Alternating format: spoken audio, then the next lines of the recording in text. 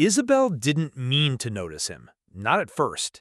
He was just cleaning the windows outside the boardroom late one night while she finished up a quarterly report, head down, moving quiet. But when she stepped out to make a call and caught him flipping through a paperback on his cart, she stopped. "You read during shift?" she asked. "Only when the building sleeps," he said, not looking up. That answer stuck with her. Next night, he was there again, mopping, book sitting on top of the supply cart. Different title, same calm energy. She walked by slower this time. "What's that one about?" "Black wealth, or the lack of it," he said. She chuckled. "Sounds familiar."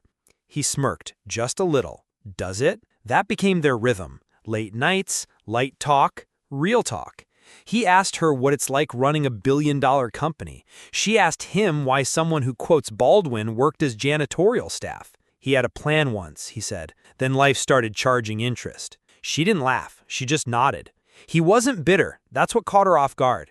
He spoke like a man who'd already made peace with the odds. And Isabel, CEO, public figure, wife to a billionaire, felt something she hadn't felt in years. Seen.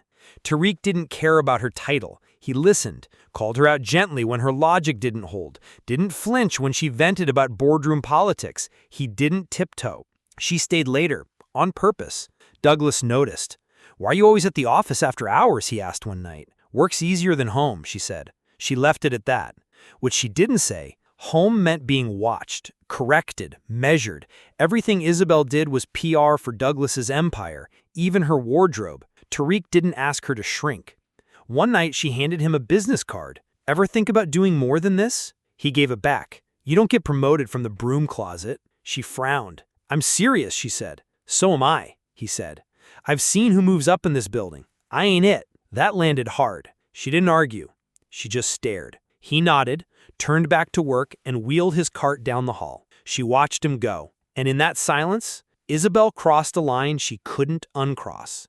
Douglas found out through the cameras. Not whispers, not gossip, not rumors. The footage didn't show much. A few late-night meetings, her laughing, one moment where she touched his wrist. But to Douglas, it was enough. He had a private feed, one Isabel didn't know about, linked to her office and the executive lobby. Had it installed years ago under security policy. Never told her. And one night, while sipping bourbon in his study, he saw it. Isabel handing Tariq a folder, smiling, laughing, too comfortable. Douglas leaned forward, rewound the footage, watched again. He didn't even get angry first. He smiled. Because Douglas didn't scream when he felt betrayed, he planned. The next morning, Tariq got pulled into HR. Anonymous complaint, they said. Improper interaction with executive staff. No details, no room to respond. He walked out confused, but not surprised. 3 hours later, he was suspended. Isabel didn't know until it was done. She stormed into Douglas's office, waving the termination email. "You did this?" He didn't look up. "I protected our name. You're welcome." Tariq did nothing wrong. He did enough. You think shareholders won't notice the optics? A CEO caught sneaking around with a janitor? A black one? That's when she slapped him. He just smirked. "You want to throw your career away for a fantasy?" he said. "Be my guest, but you're not taking the company with you." That night, Isabel drove to Tariq's apartment. He opened the door, eyes tired but calm. "I'm sorry," she said. He stepped aside, letting her in. "I should have seen it coming," he said. "You're his husband. Of course he'd pull the strings. I didn't know he had access to—" "You don't have to explain." She looked around. Small space, clean, sparse. "You're gonna fight it?" she asked. He scoffed. "Fight what? A suspension built on lies? From a company run by two billionaires in bed together, literally and legally? I'm not with him." He raised an eyebrow. "I mean it," she said. "I stopped being his wife a long time ago. I'm just the branding now." Silence. Then he asked, "Why me?" She blinked. He repeated, "Out of everyone in that building, why me? Because you talk to me like a person. Because you tell the truth. Because you see through all this plastic." He sat down on the edge of the couch. "You know he's not done, right?" She nodded. "He'll come for you. Maybe worse." "No," Tariq said. "He's gonna come for you. I'm just the excuse." She handed him a folder. "What's that?" "A way back in. You know what happens if I push back? They'll dig up everything, my past. Hell, they'll probably find a reason to say I seduced you." She reached over and took his hand. "Let them try," she said. "They'll have to go through me." He looked at her, long, quiet. I meant what I said, she whispered, about you mattering to me. He nodded, but his shoulders stayed tight. Then she said something she hadn't planned. You make me feel real. He looked away, almost like it hurt to hear that. Then, slowly, he turned back and said, so what happens if I fight? I fight with you, she said. And in that silence, something shifted. She kissed him, gentle, slow, not lust, but connection, an unraveling, a promise. Tariq stepped back just enough to catch his breath. You're married, he said quietly, his voice more hesitant than judgmental. Isabel blinked, surprised, then slowly nodded. Not anymore, she said. I divorced him 3 years ago. Tariq's eyes searched hers. She continued, the company couldn't know. The brand couldn't take it. We stayed together on paper for investor confidence. He didn't say anything, but his shoulders softened. She stepped closer. But I walked away the day I found out what he did to that girl. Tariq's brows lifted slightly. Her name was Amara Blake, Isabel said, her voice catching. 26, smart, black. She filed an internal complaint against Douglas for assault. He paid her off, silenced her. 3 months later, she jumped off the 11th floor of her apartment. Tariq froze. The file I gave you, she said, reaching over to the folder on the coffee table. It has everything. Her original HR complaint, the email she sent to me that I never opened until it was too late, payment records, deleted board minutes. That's how I found out who Douglas really is. Not just a narcissist, a racist, a predator. Silence hung between them.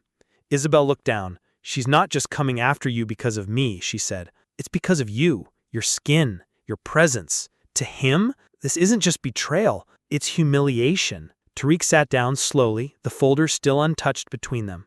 You don't have to fight him, she said softly, but if you do, start with this. She looked up again, her expression vulnerable now, stripped bare. But we can talk about all that later, she said, her voice gentler. Right now, I just want to rest, on the shoulders of a real man. I want you to hold me. She stepped closer. Tariq didn't stop her this time. He pulled her in, arms wrapping around her with a quiet force. They kissed. No urgency, just connection, the kind that made the world go quiet. Later, in the stillness of his apartment, they lay side by side. Her head rested on his chest, her hand across his ribs. No titles, no headlines, just breath and warmth and unspoken relief. For the first time in years, Isabel wasn't putting on a face. And for the first time in a long time, Tariq wasn't hiding who he was. He watched her sleep. Then, with quiet care, he reached for the folder. His eyes paused on the name Amara Blake. His fingers brushed the page, but he didn't open it yet. Instead, he closed the folder gently and placed it back on the table. It started with a folder. No press conference, no viral tweet, just one quiet email sent to every board member at 7:04 a.m. No subject line, no sender name, just a file titled Amara Blake Internal Review. Inside, the truth. Her HR complaint, the hush money, the payout, and the email she sent to Isabel, the one she never opened until it was too late. Subject line, please don't ignore this. They had ignored her, but not this time. Douglas didn't even make it to his second sip of coffee when his phone started blowing up. Legal called first, then comms, then the head of HR. He stormed into the executive boardroom like he still ran the place, pulled out a chair, slapped his hand on the table. What is this? Nobody looked at him. Not this time. One of the board members, Janice, the same one who once called him a visionary, slid a paper toward him. He picked it up and read. The headline, Leaked Documents Tie CEO to Suicide Cover-Up. He flipped the page. Black employee paid off after assault complaint, found dead 3 months later. Douglas froze. The room didn't. One board member spoke first. We read the file. We saw the payment trail. We saw the complaint. Another added. And the cover-up? You sealed this and never disclosed it. You let that girl die in silence. Douglas leaned back, tried to scoff. This is a hit piece. Isabel's behind this. Her and that damn janitor. None of this holds up. Janice didn't blink. We're not firing you for bad PR, she said. She leaned in. We're firing you for what you did. Silence. Douglas stared at them, still trying to find his grip. You're ending my career over an intern? No, she said. You ended your career the day you thought no one would ever find out. Downstairs, Isabel walked through the lobby like she'd just stepped out of a different life. She wasn't hiding anymore. No pearls, no polished lies, just a plain blouse, clean flats, and her hand wrapped in Tariq's. People looked up. Some froze mid-conversation. Nobody said a word, but they all felt it. This wasn't just the fall of a man. This was the rise of the truth. She didn't walk fast, didn't walk proud. She walked free. That night, Douglas sat in the dark. Same bourbon, same chair, same silence. Only now, he was the one being watched. His phone lit up, blocked number. He answered. The voice on the other end was calm, quiet. "You remember Amara Blake?" Douglas didn't speak. "You should. You ruined her life, and you thought no one would ever care enough to dig her name back up." A pause. "I did." Click. Across town, Tariq sat in his small apartment, folder open, Amara's picture resting on the table. He stared at it for a long time, but in promise, because her story didn't die in that office. It lived. In truth. In justice. And this time, it was finally heard. A year later, the company had a new name on the glass wall. Isabel Whitman, CEO, majority shareholder. Douglas? Dawn, forced to sell every last share after the board turned on him. The scandal hit too hard. Investors bailed, sponsors withdrew, and with no legacy left to hide behind, he had no choice. Isabel bought him out in full, not with emotion, with precision. She didn't just escape the empire, she owned it now. And Tariq? He wasn't mopping floors anymore. After everything came out, he enrolled in a master's program, finished what he started years ago. Degree in organizational justice. Top of his class. The man they tried to frame as just a janitor now consulted with the board on ethics, equity, and inclusion. And when people asked how he got here,